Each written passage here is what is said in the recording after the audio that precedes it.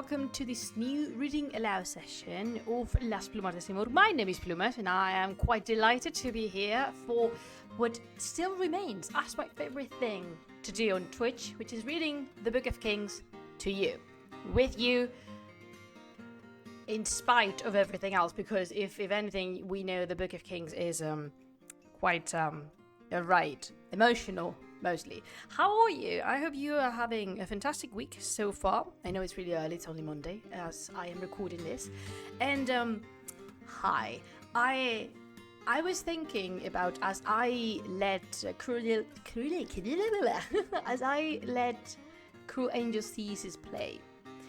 And I was thinking that was not always the song of the streams. I mean, if you've been here for a while, you know that I've been varying the intro song from time to time, and it's just to mark like different seasons, because in my head this is like a program people regularly tune in to watch, as if like I swear this is ella se cree. But mostly, I was thinking about the very early days, because every reading aloud session of the Shāh-nāmeh has this tinge of nostalgia attached to it, because it was among the first things I wanted to do. It was not the first stream, I have to admit that, because the first one traces back to June 2020, I'd say, something like that, and I started streaming in April 2020. It's been 4 years since that, and that got me thinking that these streams, these reading aloud sessions, were the very only reason for me to open a Twitch account and start streaming, because I wanted, there was so many people asking me, where can I read the Book of Kings? How can I learn about the Book of Kings? Do you have a copy? And even though I, suggested multiple, because thankfully there is multiple in English to consult, to check, like the Dick Davis is the one we use in here, but you have the Zoroastrian Heritage one online for free entirely. Yet people wanted someone to accompany them along the way, because I know that it's a foreign language, a foreign culture with so many things for them to learn. Hello, Nazaras. Oh, thank you so much for the subscription. Isn't that 45 months? 45 months, like 45 cents. The best streams ever, the best PC ever. Just enter the chat. Hi Peter, how are you? Hello Slothinator. Time to get, says Umberto, the promised heir to this place. His place, sorry. Yeah, time to attempt to do so. Definitely, yeah. We'll try our best. Then and I was as I was diving into this puddle, because it's not a lake, but it's a puddle of nostalgia, I remembered Magnum Bullet, which was the very first song that I used to play myself to hype myself up. Because even if I am not camera shy, because I am definitely not camera shy at all, I didn't know if people would show up. Because Twitch was something really weird to use for the divulgación. This is not something that people normally use to share knowledge and historical content. YouTube is a platform for that. Yet here we are. 42 sessions later, here we are, only 42, and my god, how much is still ahead. You have no idea. I remember at some point I toyed with the idea, hi Glenn, I toyed with the idea of reading something else. I wanted to read to you the Samaka Yayar, I wanted to read to you Layli Majnun, but in all honesty, I don't know if that's going to be possible, because there's a lot of work behind this, isn't it? It's just a lot of time to be consumed. And I don't know, perhaps one day I just do like I also wanted to read the Wonders of Creation, the Jaib al-Mahlukat by Qazvini. There's so many things I want to do, which is just fantastic, because there's Plumas for a while yet. So let's just dive right into it, shall we? We have one of my favorite mugs in my collection, which is this beautiful blue owl coming straight from Palopo in Guatemala, from Latin America. This mug has a twin brother. I got the sister, and the brother is with someone else, and it's a very special one. And I really like the look on her face. Look at her. She's gorgeous. She looks grumpy, but she's cute in it. And I don't think I've shown this that much because I retrieved it. It was not at my house, but I managed to get it, and I'm quite happy about it. So let's jump into the meat, potatoes, and stuffing of the thing because yeah. Unfortunately, I don't know how to place it. Okay, I'm just gonna say it. I don't remember. I used to not remember what was coming, but because I'm doing my readings in Spanish prior to these ones, now I know. So unfortunately, you only get my live reaction to events if you come to see me read in Spanish. I don't think that's bad.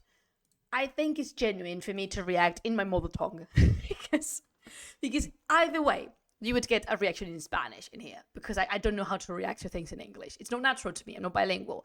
But still, that doesn't mean that the events unfolding in these readings will not surprise me or flabbergast me because, my God, the Book of Kings being the Shāh-nāmeh again. So, hi, Pichu, how are you? So, a quick recap. You've spent the last cue the Ancient Winds music, please. I said, Give spent 7 years of his life searching for Kai Khosrow because the King of Kings in Iran is still Kai Kavus. I know, you don't bother yourselves. I know. But that's the reality. The King of Kings is still Kai Kavus. And Kai Kavus is aging quite rapidly and losing the little respect and confidence the Pahlavan, the rest of the heroes and armies, even the commoners, have in him. The faith is evaporating quite fast. Notoriously fast, I would say so. And it appears that there is no heir to the throne because Sayavosh, the right heir, the son of Kai Kavus, has been brutally murdered. And yes, I'm going to emphasize that he's been brutally murdered every single time because I really don't want anyone to think that he was just killed or he just died. No, he was cold-bloodedly murdered. So, without Sayavosh, there is no room for any hope because there's no an heir. Or at least that is what the characters in Iran think. Because we know that there is someone else. There is Kai Khosrow. Kai Khosrow, the son of Sayavosh, who, according to the poor information the Shāh-nāmeh gave us, was floating somewhere in a ship in the Sea of Chin. I don't know at what time this kid set foot on land. I don't know. I did not read that. You were accompanying me. Maybe I missed something. Maybe it's just this translation that doesn't do it for me. But he's just not there. I mean, he is in land. He's not in the sea anymore. Congratulations, I guess. I know. So now the Kai Khosrow is around. The family of Gudars, one of the best dynasties from Iran, let me tell you that. The lineage of Gudars is just chef's kiss. So the son of Gudars, Give, had a revelation through his dreams. Do you remember we were talking about Islam and revelations and dreams? So the angel Suruj appeared to Give and signaled him as the chosen one to retrieve Kai Khosrow from Turan and bring it back to Iran to sit in the throne of the King of Kings. Give spent 7 years of his life searching until he found Kai Khosrow. And now they need a plan because, hooray, the heir prince has been found. Huzzah, we are all thrilled, are we not? But we are still in Turanian territory. And unfortunately, the king of Turan is yet again Afrasiab. I know. I can sense your anger. I can sense your confusion. I can sense multiple things. I don't have the answer for none. I'm sorry. I have the answer for none of them because I don't understand myself. We've been taken, Sayavosh, and also very nice people along the way, like Pilsom, for example. Yet, and I want to emphasize that, yet, Kai Kavus and Afrasiab are still messing around. How did this happen? How do we get here? Nobody knows. But hopefully, we will hear the end of it. Hopefully. Please. I really don't think we're asking for much. So, let's get right into it, shall we? Give and Kai Khosrow were mounted on the steed of Give, and the brave warrior preceded him with his Indian sword in hand. If any met them, Give, ever on the watch, struck off their head and covered up the corpse with earth and dust. Because you know the policy of Give to keep the secret that Kai Khosrow is being retrieved and alive. It's just murder everyone. This is absolutely a biased stream. This is definitely a biased reading aloud because I know my favorite, and Give is one of them. I am willing to be far more forgiving than I would be with anyone else, just so you can be tranquil with yourselves. I am forgiving Give these deaths because I know they're coming from a good place. I cannot endorse this behavior because I cannot, yet I will not condemn Give for doing this. I don't judge him very lightly, but yeah, people, the person he saw, person he killed, because he really is maintaining the secret that there is an heir to the throne of the King of Kings available. Because if anyone knew in Turan, they will for sure pursue Kai Khosrow and attempt to either kidnap him or, worst case scenario, kill him. And Give knows Iran cannot take another blow to the gut. They just cannot. So, leaving behind a trace of corpses covered in dust and earth, they made the journey to Siavosh Gerd. I am forgiving him, yeah. Oh my god, Umberto. You are in the team panic for a reason. Ay, Jesús bendito. Wow. Incredible. Aren't you supposed to be doing something else than texting in the chat? Don't laugh. Don't encourage him, Pichu. So, if you don't remember what Siavosh Gerd was the city that Siavosh constructed in the middle of nowhere in Turan, in Central Asia, for him and his family to live, hopefully. It was this lavish city with gardens and streams and fountains and this golden shine about it. That is Siavosh Gerd. And they made it here, and when they both recovered heart and wit, they made confidant of Faregiz. Why? Because Faregiz, the mom of the wife of the deceased Siavosh and the mom of Kai Khosrow, is living there. Living as in held hostage, okay? She is being held there, and they privately agreed to quit the place unnoticed by the troops. "We shall but straiten the world to us if we delay," said she. "Afrasiab will hear, will neither eat nor sleep, but like the beast will follow us, and leave not one of us at large or hiding alive. It will make our hearts despair of pleasant life. The world is full of enemies. Our whole land is the abode of Ahriman. Hear mine advice, my son endowed with the Far." So, why is Faregiz saying all of these? Because, they're living in Turan. And unfortunately, Turan is not a home for her anymore.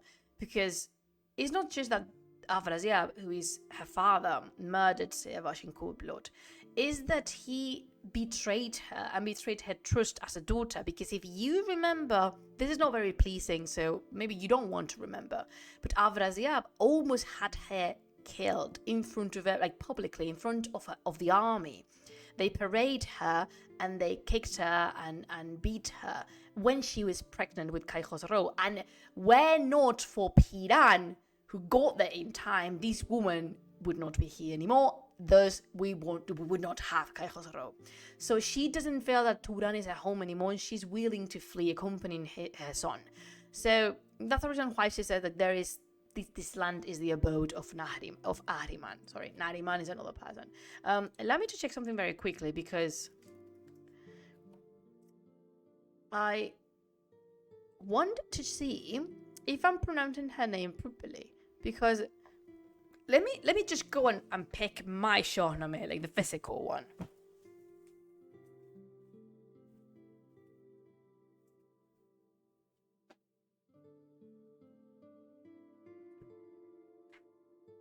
Oh, the weight of this is fantastic. Okay, so why am I doing this? It's because in the translation I am reading now, I am seeing Farangiz translated, and I could, and in here it says Farangiz in the Dick Davis's version. Why might this be? I actually have no idea, but I think for understanding, since we've been calling her Farangiz all along because we've been following Dick Davis, I'm going to continue referring to her as Farangiz. But if you see her as Farangiz, if you write Farangiz in Google, she does not appear. What about Farangiz? Yeah, it is Farangiz. Oh, I can see. Okay, so there's two versions of the name. One of them is Farangiz, and the other one is Farigiz or Farigiz. Okay, so there's two proper ways of saying it. Okay, the more you know. Interesting, I like this one. Hello, Lucía. I'm really happy that you managed to park your car and now are ready for the jarana because the jarana is always coming in here. All right, so the mom has a plan, at least half of it, and brace yourself, Butcher, because here comes one of the most beautiful rendezvous of the whole Shāh-nāmeh. Farigiz speaks, son. There is a meadow near out the track of Turanian cavaliers. Be there at dawn, and have thee saddle and black bridle with you. You will behold a mountain whereupon clouds fret their faces. Having scaled the height, you will behold the mid like jocund spring. All rivulets and purling streams, the soul will revive at the sight.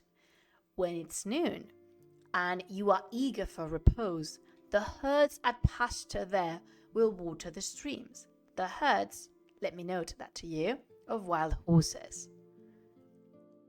And among them, you will see a single black stallion, the colour of the night. You go to him and show him the saddle and the bridle. And if he proves to be tractable, advance. Go carefully but quickly to him. Let him see your face.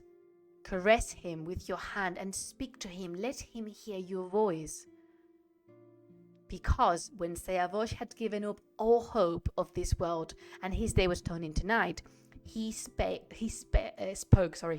thus to his stable steed, to his own horse, Shabrang Bezad.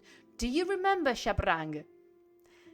In his very final hours, Seavosh took the time to go to the stable and free his horse, his black stallion. His name was Shabrang Bezad, meaning the noble colour of the night.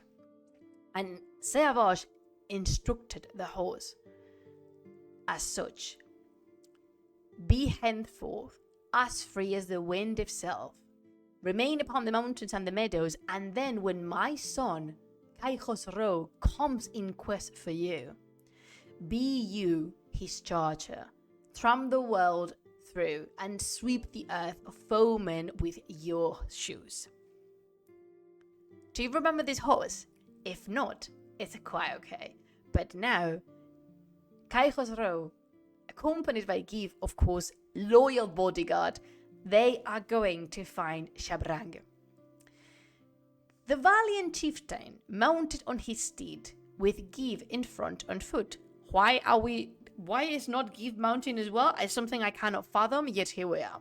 They set their faces towards the heights as men who seek for safety. Now, when the herds came down to watering, and having drunk their fill turned to depart, illustrious Kai Khosrow went hastily toward the stream, and to attain his wish, he spotted Shabrang Bezad. Carefully he approached and showed to him the saddle and the reins. The steed looked at him for a moment with attention and detail, and recognized a master, and steered not from the stream, but gazed with sighs upon the broad skin seat of Seavosh, recognizing the attires of his previous master, the lengthy stirrups, the poplar saddle.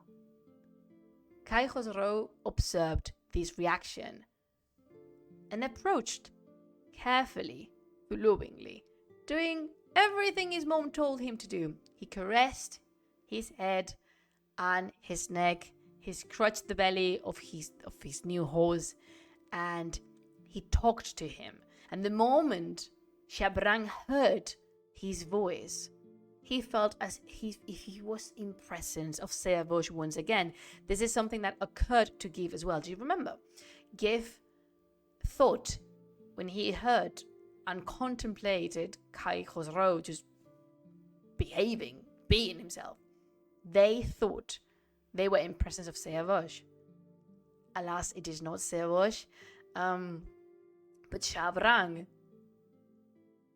As Kai Khosrow was caressing, speaking to him, the noble black steed, he stood still and wept. Moreover, Kai Khosrow and Gif wept too, as though they had been burning in fierce flame, and while they shed tears from their eyes, their tongue were full of curses on Afrasiab. So, yes, Nasuro says, I always remember the horses, the real heroes, others are only guests. And yes, Kai Khosrow is Seavosh 2.0. Why is it they are crying? Because sadly, this meeting, this reunion is but a consolidation of the thought that they have been robbed of Seavosh. If they are together in this mountain, it's because Seavosh is indeed very dead, long gone, and now Khosrow is the next king to be sitting in the throne of Iran. And that stirs up many emotions of rage, frustration, this impotence about what occurred to the previous king. And that's the reason why they weep together, because they miss Seavosh very, very much. Kai Khosrow never got to meet his father, and Gif is weeping for a friend he's lost, and Shabrang is weeping for a master that he loved dearly, and now it's gone, and it's never going to come back. So you can see how the death of Seavosh carries on for a very, very long time and influences the narrative notoriously. It's not like any other death. For example, I'm just going to digress a bit in here. When Fereydun passed, it was very sad, but it did not affect the narrative as much when Jamshid passed, when Manusher passed, when even Sam passed. This lineage was but natural, and what I mean by this is these was expected to happen. They got their time. They lived their lives. They reigned and they ruled as kings. However, the life of Seavosh was brutally interrupted, and I think, and this is personal, one of the reasons why the death of Seavosh is so unfair, even more unfair than the Iraj's death. And don't get me wrong, Iraj's death is devastating and heartbreaking because it's his own brothers who perpetrate the murder. However, the death of Iraj serves a narrative purpose in the means that we have now the two nations of the Shāh-nāmeh, the two kingdoms which are Iran and Turan, divided and clearly separated by one motive, which is the death of Iraj. Nevertheless, Seavosh's storyline it hits different. Why? Why does it hit so close to home? Because everything went wrong with Seavosh. The moment he came into this world, he had this problem with Kaikavuz, he had this problem with Shāh-nāmeh, his stepmom. He had to flee to Turan. He had to live in the court of Afrasiab, marry the daughter of Afrasiab, try to find a family. Then he was murdered. His lineage very close to be evaporated because remember that Afrasiab, being the psychopath that he is, wanted to kill Farigis to end the lineage of Kaikavuz and Kaikawad. It's just like there would be no more King of Kings. So everything was wrong with Seavosh. Seavosh just did not get to live his life. there was but penance and grief and sorrow. And is this everlasting desire of what if. Sauvage is the great what if. The greatest of them all, because he was a pan de Dios. He was perfect, and he was going to be such a fantastic, just, caring ruler. But he didn't get the chance. And I truly believe, and I want to emphasize, this is my personal opinion, this is one of the reasons why the death of Sauvage is so fundamental for what comes after, and for the narrative, and for the structure of the book, because his is a story that unfolds an entire new era. Remember, Kai Khosrow now is the first king of kings, blessed and chosen by the Far, that has this double lineage, this blood lineage between Turan and Iran, because he's mixed. His mom is Farigis, so he's Turanian, but his dad is Sauvage, so he's Iranian. So it's I'm really sorry. I could be sitting here talking about Sauvage for hours, actually. And now that I come to think about it, I could talk about him for a very long time. And it's just because, to me, he is also the biggest what if. What if there was a chance to stop all that madness? Because as you progress in the reading and explore the narrative and see the characters behaving, you spot these, let's just call them milestones, these milestones in the narrative where you can really see these would have been a great moment to stop this. This could have been avoided. And that happens multiple times with Sauvage.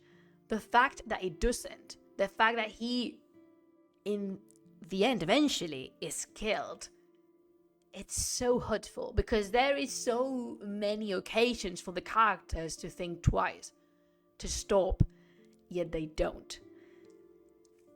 And I've mentioned ages ago, it was 2016 when I was interviewed for another podcast in Spanish, and we were talking about the Book of Kings, and the host asked me to select my 3 favorite characters in the Shāh-nāmeh, and I picked up Zal, Sauvage, and I think I did Fareydun.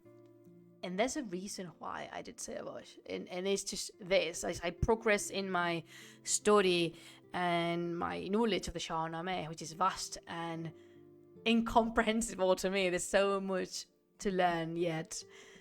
I just realize, in moments like this, I realize that I'm fascinated by how powerful narrative can be, and how impactful something which is not strange in the Shāh-nāmeh, and I mean by this that we've seen all the murders and we've seen all the terrible deaths. I mean, Sohrab's was terrible to witness. So it's just, I don't know how to explain it. I think I will have to fill like an hour of me just rambling about Sauvage. Luckily, you come here to read the Shāh-nāmeh, and you go with a full TED talk on why the death of Sauvage is so frustrating. No Soy Ross says it is always said that we don't choose our family, and no one would ever choose Cavus as family. Pupa de Dios. Yeah, definitely. I mean, I would not choose Kai Cavus as my father willingly. Not at all. Not at all. Sorry. Allow me to continue. So, alright. We have Give, Kai Khosrow, and Shebrang Bezad reunited and cursing Afrasiab for what I believe are more than comprehensible reasons. And it's understandable, yeah. Khosrow caressed the horse's eyes and face, stroked down his chest and shoulders, scratched his side, and put over his head the bridle, settled him, and spoke the while with the grief of Sauvage, remembering the long-gone father. And then, he mounted, gripped his legs. Hi, Aquila, how are you? Oh, I'm so blessed that you come by to see me. I really feel so. Aquila is a Twitch pop star, I would say, in Spanish. And it's always brilliant when she finds little time to come say hi, because it's just, oh, it's like notice me senpai, but in the Twitter version. And if you don't know what any of those words means, congratulations, you made it out of the internet so much that you are pure soul. Ah, listen up, please.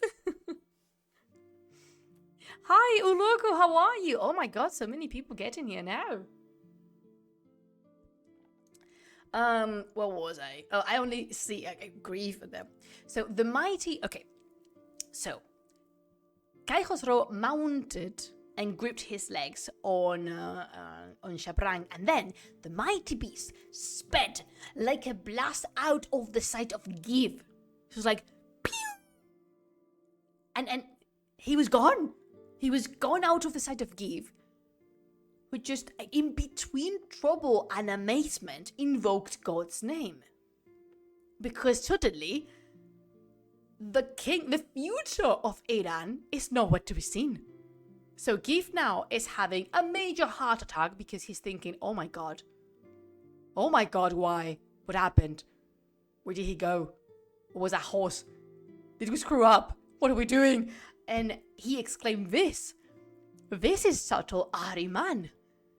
This cannot be a horse appearing in the likeness of a horse. The prince's life is lost, and my toil too, the only treasure that I had. So you can see how he's having a full meltdown because he thinks that just in half a second, he's thrown his entire quest down the drain. Worry not, Give. This is not what's happening, but Azizam, he's so tired. I can only imagine the state of this man. It's like, please someone give him, and in this order, a warm soup, then a hug, then a really nice bath, and then a comforting set of pillows for him to rest for at least 2 days, because he's gone through so much penance. Okay, so he was very scared that Ahriman had tricked them in the shape of a horse and had taken Kai Khosrow to the deeps nowhere.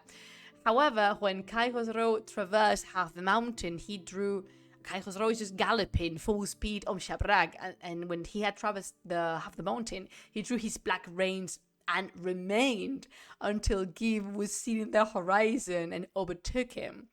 Then the shrewd and valiant prince exclaimed, "Shall I inform the paladin what I perceived was passing in his thoughts?" Because Kai Khosrow is a force of nature and he's such a personality. I like Kai Khosrow. Bear in mind, he's not his father, unfortunately, but he's definitely not his grandfather. He's fun. He has a strong sense of self, if I can say that without spoiling it that much. But he's a force of nature. So he's, toying with Give's suffering. And so I informed the paladin what I perceived was passing in his thoughts. We're like, do you really think you've lost me? And Give said to him, "Oh, most exalted prince, all secrets should be open unto you, with the far and the divine Kayanian stature," like from the Kayanids. "Anything can penetrate a hair and see within it. You did," Kai Khosrow said, "you did mistrust this noble steed, and think, now Ahriman has got the youth, who has gone off and turned my toil to wind. My spirit mourns and the deeds rejoice. Didn't you?" Again, Kai Khosrow is just having fun. He's really laughing at him. Kai Khosrow, don't do that. He's just, somehow, Kai Khosrow is amused at Give's pentiment. And that's not something nice. Come on. Cut the veteran some slack, Kai Khosrow. Then Give dismounted from his horse, invoking blessings on the warrior prince, and said, "May day and night be fortunate to you. Your foemen's hearts be rooted out, since God has given you the worth and birth, with the throne and statue, and the state, and the divine far." What is he doing? Basically saying, I would not mistrust you again or your judgment. You should have the fortune just serving you as one of your subjects, because God has chosen you and the far is bestowed upon you. So apologies, my lord, I will never doubt you again. They left the heights and set off toward the palace with brains absorbed in thought and scheming minds on reaching Farighis. And then they much discussed the toilsome journey and the way to keep the project secret, because yes, going back to Iran sounds so promising, but they still need to pull that one off. Because they need to flee Turan, which is packed to the brim with Turanian soldiers. And let us remember, may I remind you, Butcher, that the Iranians spent yet another 7 years in Turan, destroying the place, killing, pillaging, hurting the Turanians so much. Then they run for the hills, went back to Iran. Then Afrasiab came and saw his entire kingdom in shambles, in burning embers, and thought, this is it. I've had it. If I see an Iranian, I'm going to kill them on sight. So, because you see how this cycle of vengeance and war works. Terribly, that's how it works. It's not a rhetorical question. It is a true question to be answered. Terribly. It's awful at any capacity. Because you see, there reaches a point where there's no more good and bad. The Iranians are not the heroes here anymore. And the Turanians are not the villains anymore. Everybody's a villain, because Rostam certainly behaved like a villain last time. Anyway, this is beautiful. I've forgotten about this part. This is very beautiful. When Farighis saw Shabrang, her face was hidden by a flood of tears. She laid her cheek against his mane and chest and called upon the soul of Siavash. So this is beautiful. I emphasize the role of horses in the Shāh-nāmeh super often, but it is true, these animals have a special place in the poem. And the fact that Ferdowsi has chosen to dedicate some verses to tell us the encounter between late Siavash's horse and Farighis, to me, is precious and beautiful. And these are the little things. These are the little things that make the Shāh-nāmeh the best book ever written in the history of literature. And that's just factual. When she had wept, she hurried to her hoards, for in the palace was a secret treasure, known but to her, of jewels and coins, of iron maces and horse furniture. Sorry, to me, the expression, the word choice of horse furniture, it is very funny. It is very, very funny. As well as daggers, swords, and massive spars, with cheeks that ran with tears of blood, and liver pierced by her grief. She showed her son, the treasure, and said to Give, "O veteran in toil, choose what you please from this treasury. Coins and jewels fit for kings to wear, and crowns with patterns wrought in precious stones. We are the keepers, and the hoard is yours. Yours are the toil and the risk." Give kissed the ground before her and said, "O chief of dames, you make the earth a spring in paradise, and as you will, the sky proportionated to you both good and ill. Be all the world a slave before your son, and be the heads of all your foes wrung off." When Give's eye fell upon those precious things, this is gorgeous, Bacha. This is such a beautiful detail. Give's observing everything in this treasury, but his eyes fell upon one thing, which is the mail chain of Siavash. And this is what he chose from the treasury. He could have taken crowns, jewels, weapons, a full coat of armor, yet he chose to wear the chainmail of his late best friend. And to me, again, I'm repeating myself, but this is what makes the Shāh-nāmeh precious. These are the details, because let's talk about economy of the words. This is a 60,000 verses long poem. We are on a schedule here, as Ferdowsi is writing, and we have a deadline. Yet, you spare 4 verses, only 4, a quartet, to explain, to give this little very little action on Giv's behavior and to explain how profoundly Giv is missing his best friend, how deeply he sorrows for his loss, and how heartbroken he is. But yet, he chooses to carry the mail with him and wear it with pride. I don't think there's anything else to be said. These actions speaks volumes of Giv, and you can see how and why this is one of my favorite characters. He should be yours too. I mean, not going to instruct you with any orders, but he should be too. I love him. Hi, Tobin. Then they selected all choices of gems and bear away as much as they could carry, as well as helms, rich armor for the steeds, and weapons suited for a paladin. Then, having locked the horde, the prince in haste, made ready for the journey through the waste. Okay, so let's just be real for a moment. They want to keep this very low profile. However, they are willingly choosing to wear the golden armors and carry all these coins and put these, I am guessing, very expensive and eye-catching armors on the horses.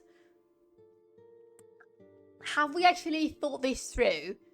Like, for 3 minutes, if you want to go low profile and that, try to draw the less attention to you as possible, why do you go to the mountains with full parade garment? Did they really think this was going to work? I just don't. Shāh-nāmeh logic 101. People don't see the shining armors and don't see two beautiful, gorgeous, noble creatures such as Khosrow and Farigis live with a noticeably OP warrior with muscles for days ride away from Turanano. I just wanted to put this out in the world for you to listen to me, maybe agree with me, maybe disagreeing with me, because this is epic narrative and epic poetry, and the plot is fundamental, so the plot must be pleased. Who am I to deny the laws of epic? Anyway, this done, they put the saddles on the steeds, those fleet and famous steeds, while Farigis assumed the helmet, and all three departed like wind and eagerly toward Iran, but secretly and taking all precautions. Yet again, what does that mean? Taking all precautions. Lose the shiny armors, for heaven's sake. Anyway, ooh. You saw a door. That was not supposed to happen. Well, I mean, I am in a room and it has a door. But, actually, I want to address this. The reason why I have a green screen, because you guys, my lovely bacha keep asking, is because I'm not alone in this house. And I would love to give my family and my life in general some privacy. There's nothing abnormal behind this green screen. It's plain office, but again, I don't live alone. And I chose to put myself out on the internet. But the other members of my family did not. And I'm quite okay with that, and I'm super respectful of that. And again, it's also a way of keeping my own privacy. But if in any moment you spot behind me something, there is a shelf with a lot of books like this one. Because this is where I keep my work books. Because yes, I have books for work and books for pleasure. I should have a copy of this in every room in my house. I don't have the money to do that, but I willingly. I hope one day I could brag about that. I have a copy of the Shāh-nāmeh in every single room of my house, bathroom included. Let's continue. The thing, however, could not be concealed a moment. Oh, you think? The poem really does that. The poem says the thing, however, couldn't be concealed a moment. Are you kidding me? Of course it could not. They are coated in gold, practically. Of course it could not be concealed. Houses with books, says Nosotros, are good houses. Yes, they are. I really like having a lot of books. And these are not filled, which means I have a lot of room for more.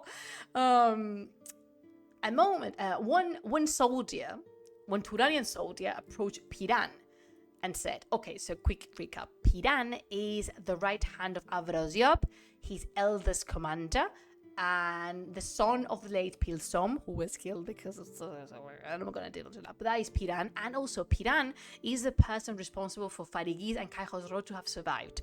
That is super important for what's coming with Shah. Was it not for him, Farigis and Kai Khosrow would not be alive. So Piran is fond of both of them. Keep that in mind because it's going to be fundamental for the following parts. Okay, so a Turanian warrior came to Piran and said, the illustrious gift came from Iran to seek the brave and shrewd Kai Khosrow, and has gone back with him and Farigis. Piran was grieved and trembled like the branches of a tree. He thought, the king's foreboding has proved to be true. What shall I say to him? My luster now is darkness in his eyes. Because he's fallen out of grace. They had a fallout, falling out. The king Afrasiab and Piran, because Piran did not want to murder brutally Kai Khosrow. La cosa. I'm not kidding. The reason why Afrasiab is not in good terms with Piran anymore is because Piran did not want to murder Kai Khosrow on the spot. And he fought for his life. Ay, señor.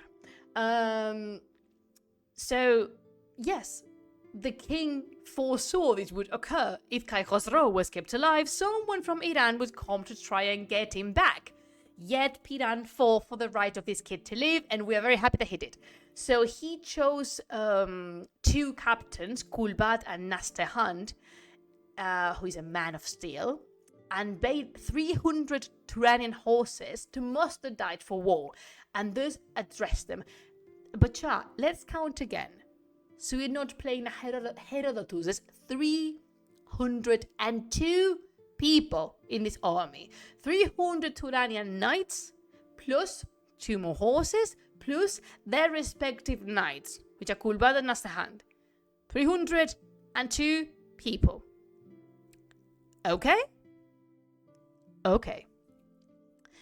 And he said, hence with you, lose no time in your saddles, place the head of Give upon a spear, hide Farigis in dust, which is a synonym for unalive Farigis, and bind accursed Kai Khosrow, the ill-starred Lackland.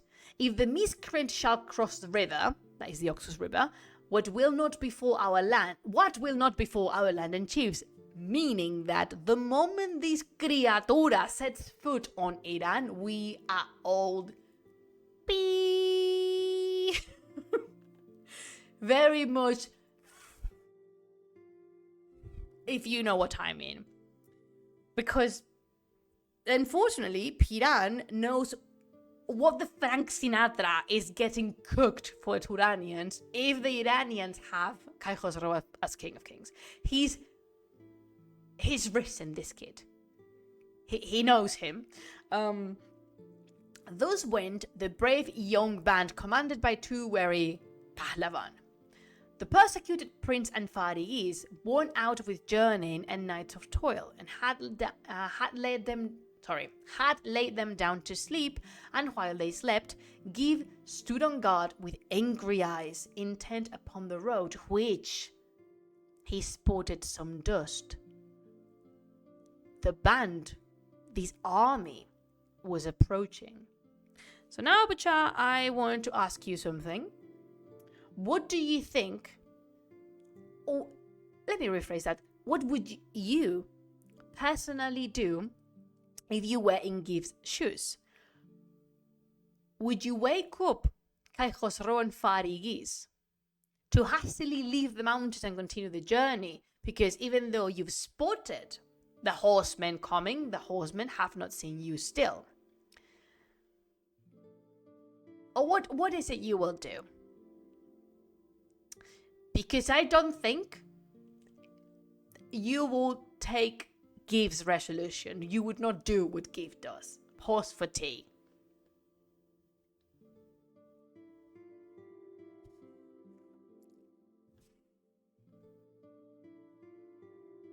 Efectivamente, you see, Give not only did not wake Farigis and Kai Khosrow, he let them sleep, but he wore his armor, his helm was on, his heart was full and he was prepared to die. Because screw everything else, there is but one job he has to do. He needs to take back Cae Khosrow. He's been heavenly instructed with that. And he's been 7 years looking for him. He's not going to lose his prince, not now after all this torment and toil. He's so ready to go down in flames and take with him absolutely anyone that is required or who dares oppose him. He's bloody serious about this. Like a valiant chief, he had his steed accounted by his side in case of need. Give saw afar the dust raised by the troops, and having drawn his sword, sent up a shout like a thunder. Such a shout as would have dazed a lion's brain and spirit. Then he rushed like the dust among the troop and made earth dark by combat. Mind you, Butcher, that he has single-handedly taken down 302 people. What a bloody legend. Titan, combat helicopter. Increíble. With his sword and mace, he showered down iron from above till the blows, the heads of all the chiefs grew sick of strife, while, to his eyes, such were his pain and rage, a river seemed a rill. Anon they hemmed him, a raging lion in a host of men. The field became a reed bed with their spears. Both sun and moon were hit. The lion, which is Give, raged and made a wine fat of the beds of reeds with blood, overthrowing many of his foes. Those valiant knights were all astounded. And thus Kulbad addressed the brave Nastehand. This is a rock of flint, with neck and arms. See there the fire of Cae Khosrow, and not the mace of Give. I don't know what will come upon our fields and fells, but who could traverse the will of God? Astrologers presage disaster to Turan and to their lords. What is Kulbad really saying? Kulbad can sense, and you know there's a characters in the Shāh-nāmeh can sense the fire. Kulbad is sensing that the fire of Cae Khosrow has somehow blessed Give's body and allowed him the combat skill to take down a full army of, say it with me, 302 people. Skilled warriors, these are not just peasants that Afrasiab or Piran found on the fields doing nothing. These are skilled, prepared warriors, and Give is killing every single one of them. Single-handedly. Him alone.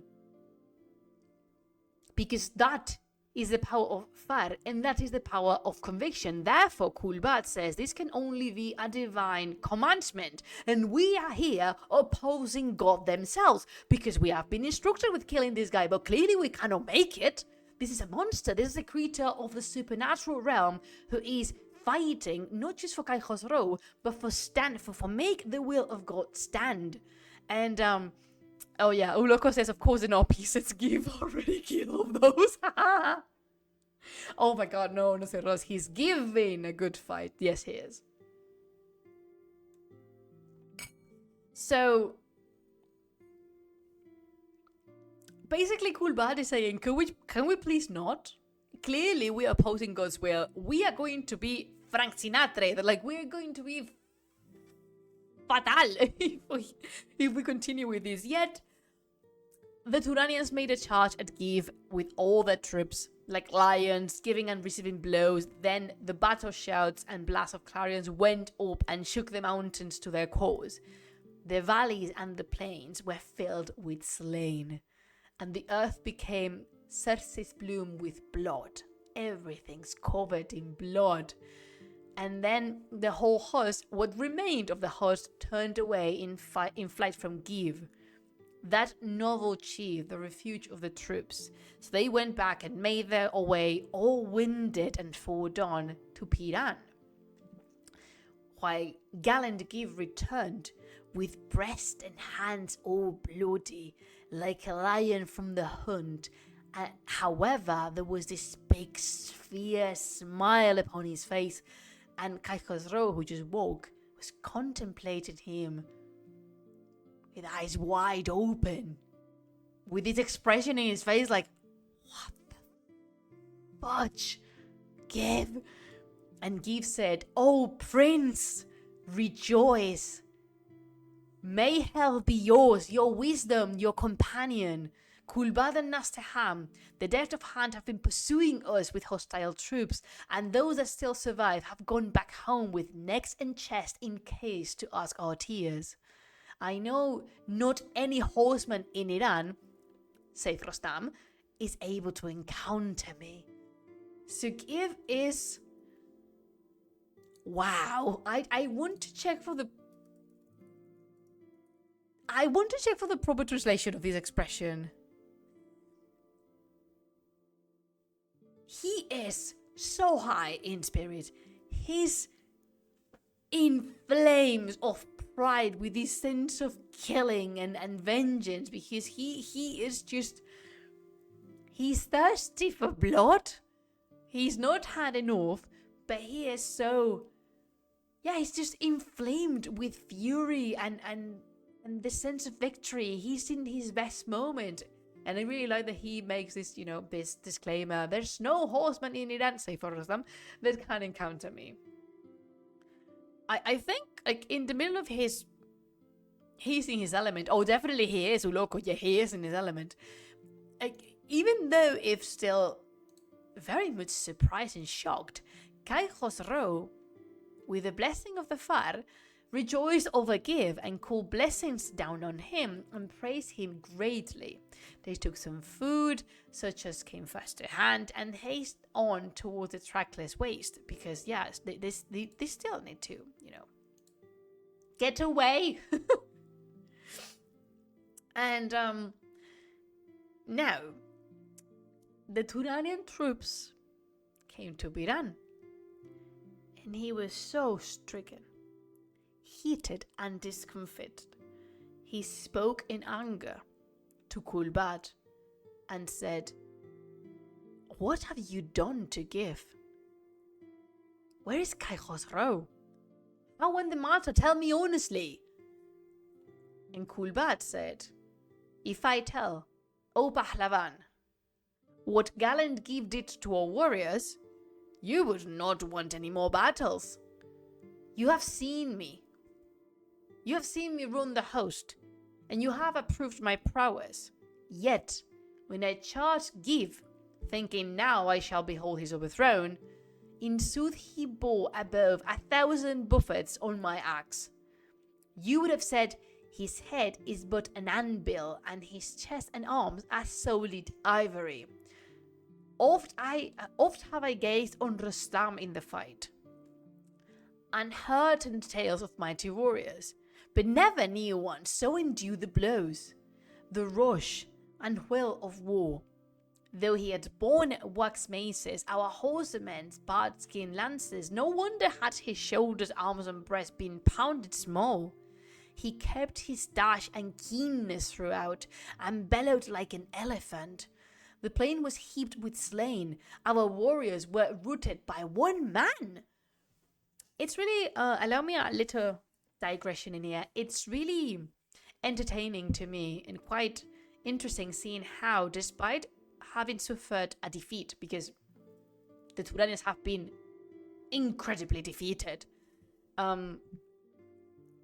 Kulbat still has some fascination upon what he's contemplated, because yet again, Give is not from this world. With the Far of Kai Khosrow protecting him, he was turned himself in some kind of supernatural warrior. And this is exactly what Kulbad is trying to transmit with his words to Piran, for him not to be that angry. For the Turanians, it was like fighting a div, a creature from the other side of the realm. And there is still some respect to a fellow warrior, some appreciation of Giv's technique and movements. However, Piran was livid. Piran is not having any of this. Piran said, enough. This shame to tell the tale. Such words as these are not for knights. Attempt no more to strive with men of war. You went forth with a noble nasty hand and troops like lions. Now you made give a mad elephant. Your fame is sped with mighty men. Afrasiab, at hearing this, will fling away from him the imperial crown because 2 knights, 2 gallant horsemen, accompanied by soldiers died of war, turned tail before a single Iranian knight who slaughtered many. Mocking and disgrace are yours, not standard, kettle, and mace. Oh, that was tough. That is tough. So yeah, Piran is basically saying to Kulbad and Nasehan they could bid goodbye to the art of war because they clearly do not deserve it. I want to ask a question. Nothing. I know the answer. I was going to ask the people in the Spanish stream if how far we went, but I know. I just remembered. So, do you know what they say, that if you want something done right, do it yourself? That's exactly what Piran is going to do. Piran chose from his troops 6,000 horse brave warriors. So now, Shah, let's count yet again to not be Herodotus in the matter. Piran is going to pursue 3 people and 2 horses with 6,001 warriors, including himself. So that'll be too much. Like, how? The logistics of this, again, I cannot fathom. Go with it. For Herodotus counts, absolutely. Cheers to Herodotus and his 1, 2, 3 caramba, because he clearly was counting like Ferdowsi in here. Well, the opposite. Ferdowsi is taking lessons from Herodotus and counting like 6,000 horsemen. Really though? 3,000 horsemen to pursue someone in the mountains. The logistics of it. Anyway. Bing. And you have it. 1, 2, 3, caramba. Viva los azúcar moreno. Anyway. So Piran to 6,000 knights, he said, swiftly ply your fleet steeds' reins. Like savage lions go by day and night, no girder must be loosed, for if Caicos rowan geese shall reach Iran, the women there will be as lionesses, and neither earth nor water will remain within Turan. Afrasiab, hot-seared, will lay the blame of this escape on me, not on the process of the sun, the moon, and stars. So, Piran is scared of Afrasiab's reaction, because mind that it was because of him that Khosrow was kept alive. He really did not want the king of Turan kill anyone else. Uloko says it feels like there is some conservation of ninja power rule going on here. Absolutely, I'm going with that, with the ninja power rule. I'm going to take it. I take it as it is, Uloko. So, the thing, as I was saying, Piran is very, very scared that Afrasiab is going to blame him. Because if it was not for him, Khosrow will be dead. So, they raised their heads and hurried on. By day and night, still scattered and disordered, they reached a narrow river, where the stream was deep and difficult for men to cross. That river, which was called Gulzairun, and was in springtide like a stream of blood. I don't know why it says that, but you know. Upon the further bank, the prince and Give were sleeping. At this time, Farigis was keeping watch. Can you imagine that this time was Farigis who wore the armor, take the weapons, and be like, screw it, I am dealing with this myself, and took down 6,001 knights. Anyway, Farigis was keeping watch and looking round her from her post, descried the banner of the leader of Turan. So she ran to gave the alarm, and roused the sleepers, crying, "Men of toil, arise! It is time to flee. A horse pursues us. Our time, I fear, is come. If they shall take us, they will not leave us living, and will rack our hearts for them. Me and my son in tears, Piran will bear bound to Afrasiab, and after that I don't know what may chance. No one has the secret of high heaven." So Farigis is very much aware what's going to happen if they go back to his terrible father, because he experienced this before. I mean, she's almost been killed by her own dad. So she knows not to toy around with this situation. Give exclaimed, "O moon of all dames, why begs your soul here? Ascend the mountain with the prince. Fear nothing from Piran or from their host. The conquering lord of earth is my ally," meaning God. "The star of fortune is on my chest. With the help of God, the author of our lives, I will not leave a rider in the saddle." He's put on airs. He's definitely put on airs. This time, Kai Khosrow tries to convince him to stay behind and let him fight. "O warrior, my cause is wearisome to you," says. "I have been spared the net of bale. Seek not the dragon's breath so often. Be mine to go upon the plain and spurt blood heavenward with my sword." "Nevertheless," Give answered, "noble prince, the world has need of you to wear the crown. My sire and I are Pahlavan, whose loins are ever girt to serve the King of Kings. 18 brothers have I. The world will perish with your name. For Pahlavan are many, but King of Kings, there's only one. Few? I see none. If I am slain, another will take my place. The royal head and crown will so survive. But it are far from here. If you perish, I see none fit for the crown and throne. The winds will take my 7 years' toil. My race will be disgraced if I lost you. Choose then the heights and go to safety. The Lord of the world, God, is my ally. Earth is beneath your his shadowing winds. If I succeed, then your Far will grant me the victory."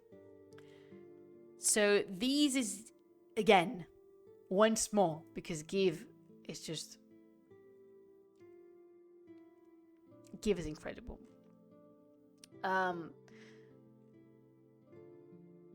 Oh wait, I need to continue. I need to continue reading this. Oh, we've actually read this part, didn't we? Oh yes, we need to. Oh yes, we need to get to Give's speech.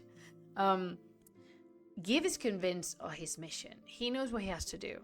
This is the purpose of his life.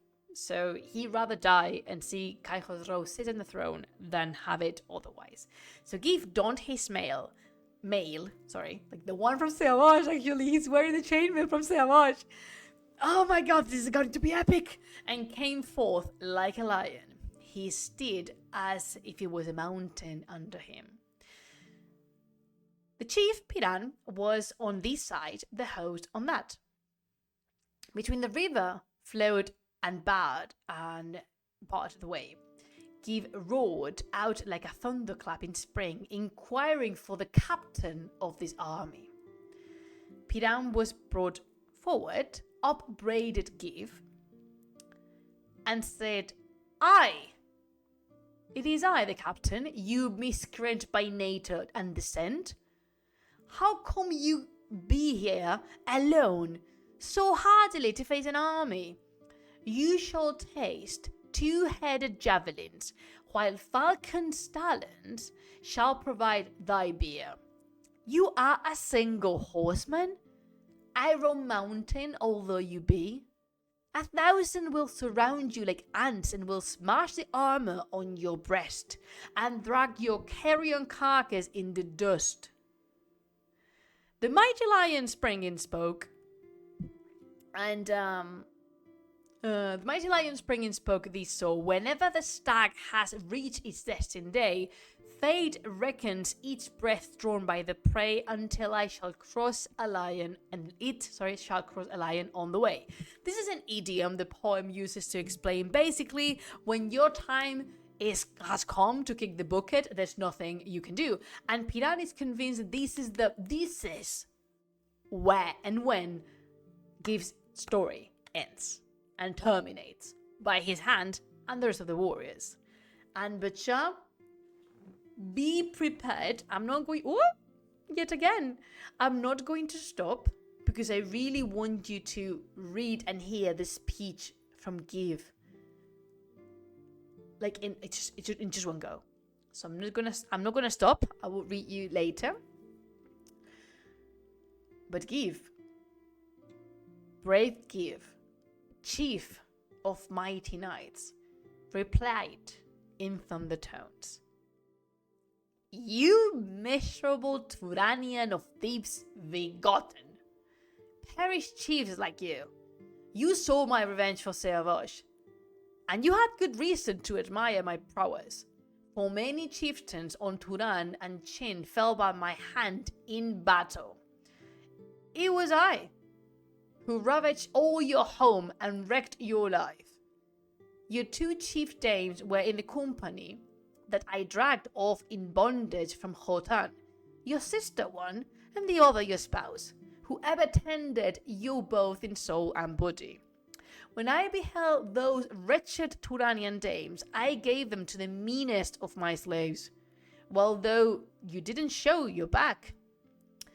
As women would do, you run away with shrieks and doleful howls. For your mankind should fight like womankind. Brag not of bravery to warriors, for chiefs shall sing hereafter to your shame, and how Give unaided carried off Khosrow, and all shall hold your names to be disgraced. I'm going to pause here.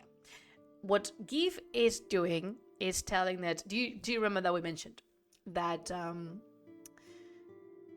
the Iranians were 7 years in Turan doing horrible things. Among these horrible things, Give was the one in charge to destroy the land of Khotan, which is where Piran lives, and his sister and his wife were captured by Give.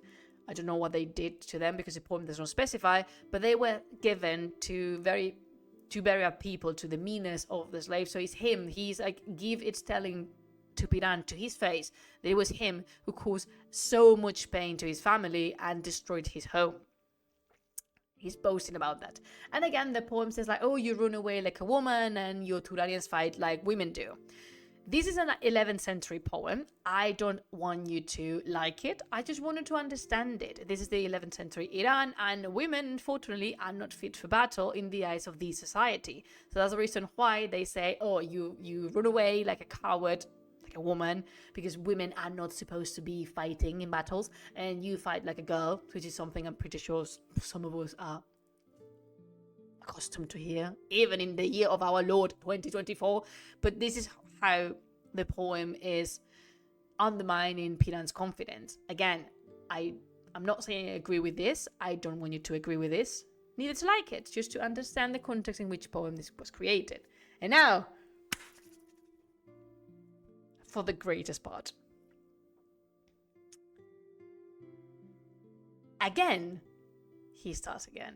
While all the princes on the earth, the Caesar and Fahur and the Kian of Chin, and the nobles on the king of the Shakai Kavuz, brave men and warriors with golden helmets, they sought Rostam's daughter eagerly in marriage, and Tus, too, sent to ask her. Much as Rostam met them with scorn and put their offer by because they were all unworthy of marrying his daughter. Afterward, when he had looked throughout the world in vain, he gave his favorite daughter to myself, a daughter whom he prized above his crown. That high, exalted, and most noble prince gave me, the horsewoman Banu Gashasp, his eldest daughter, my wife, chose me of all lords and raised my head to heaven. I gave then my sister, the moon of ladies, Shāh-nāmeh Iram, to him, to Rostam. Excepting Elephantine Rostam, the lion man, I do not know my match, and when I come with him to take revenge, you must make ready to bewail your dead. Now, with the still blue falchion, I will turn the world before your eyes as black as pitch, and if I leave one of you host alive, give to me nevermore the name of a man. Iran would bear I royal Khosrow to bring him to the monarch of the brave, to sit him on the famous ivory throne, the king of kings' throne, which is his rightful place, and place upon his head the glorious crown. Then I will don again this precious mail that belonged to my friend Sayavash, and make Turan the lair of mighty lions. Son I am to Gudars, son of Keshvar, the noble give I am, the prince of warriors, you luckless Turanian, you accursed Piran. May no crown, throne, or realm be ever yours. I will behead you with my sword, and my mail and my helmet shall weep over you. Death from my twisted lasso you will meet. Your chainmail and helm shall be your winding sheet. Mic drop. Spectacular give. Simply spectacular. Boom. Cut and co. Roll credits. Like, give. There's so many things in this discourse. So basically, Give is boasting about his position and saying how, except for Rostam, who is much less, he's the greatest warrior that Iran has known, and how he's going to carry on with his mission, and not only fulfilling the destiny of Khosrow, who is sitting on the throne of the King of Kings, but later he's going to come back dressed in the armor of Sayavash, and he's going to burn the whole Turan, like, reduce it to flames, just like, no, I'm just gonna burn the whole place, and I'm going to kill every single one of you, because I am tired, I am thirsty of blood, and I am so angry that I cannot. Therapy is not good for me anymore. There's nothing therapy could do to fill this gap in my chest that I need to fill with blood and entrails from the Turanians. And the fact that he places his nobility after he's married to Banu Gashasp, who is Rostam's eldest daughter. I think I like that one. And then he speaks about Shāh-nāmeh Iram, who is his sister, about he mentioned her as the moon of all ladies and how they exchanged wives. I know this sounds horrible, but walk with me through this. Rostam gave Give his daughter, and Give gave Rostam his sister. Therefore, they are family now. They are connected by marriage. They're considered to be family. And Rostam chose him. And there's multiple people in here that wanted to marry Banu Gashasp because, yes, she is a daughter of Rostam, duh. And it mentions even like Caesar from the west, and a lot of nobles, even Tus himself. But then Rostam chose Give, and that speaks volumes about the man he is. So to me, this is one of the most epic speeches in the Shāh-nāmeh. It is but fantastic. It's incredible. And unfortunately, I'm going to pause in here because I've been sitting here for an hour and a half. God, that is a lot of me, isn't it? So we're going to pause. I'm going to stop in a very, I know, is a hanger. But for the next time we are going to witness what actually happens with Rome and with Piran and Give, because it's going to be promising. I'm pretty sure. I mean, just Give has to set the bars extremely high. So like, oh, the hype is so up. But yeah, Chaf, thank you so much for coming to this reading of the Shāh-nāmeh. It's been an absolute pleasure sharing with you. Thank you for following the project, and thank you for making it up to here. Thank you so much. I really hope you are as hyped as I am for reading the rest of the story. And I think Okay, I would say I was going to say that we are very close to finishing the arc of Caicos Row, but that is not quite right. We are close to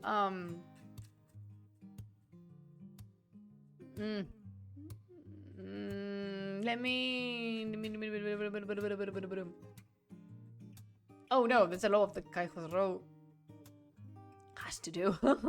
Okay, so this, but we are approaching. I would be like the last third of Caicos Row's Rise to Power narrative arc, because again, I don't know why the Dick Davies edition chose not to include this part, but I could not leave you without this. I definitely cannot. If it's in my hand, you're gonna get the whole Shāh-nāmeh, no cuts, no shortcuts, no. We're gonna digress a lot because that's what we're here for, digressing about the Book of Kings. So, Butcher, thank you so much for your company. It's been an absolute pleasure. If you want to listen to the rest of the story and maybe refresh some of the late chapters or just enjoy your favorites, you can find this on YouTube and on iBooks. I think some of them are in Spotify podcast as well, but I would not trust that one because it deletes some of the episodes, like the older episodes. They're gone. I understand there's 42, but come on, I don't know what happened. So I would say, to be completely sure, check iBox or YouTube. That is the place to go. Thank you so much for your support. Thank you to my patrons as always who support me in every step of the way, and thank you just to you again. I hope you have a wonderful rest of the week, and remember to never stop creating, exploring, and having tons of fun until we see each other next time, which is this Thursday. This Thursday, 6 p.m. for horses. We love horses. Until we see each other next time, I bid you Chodafes.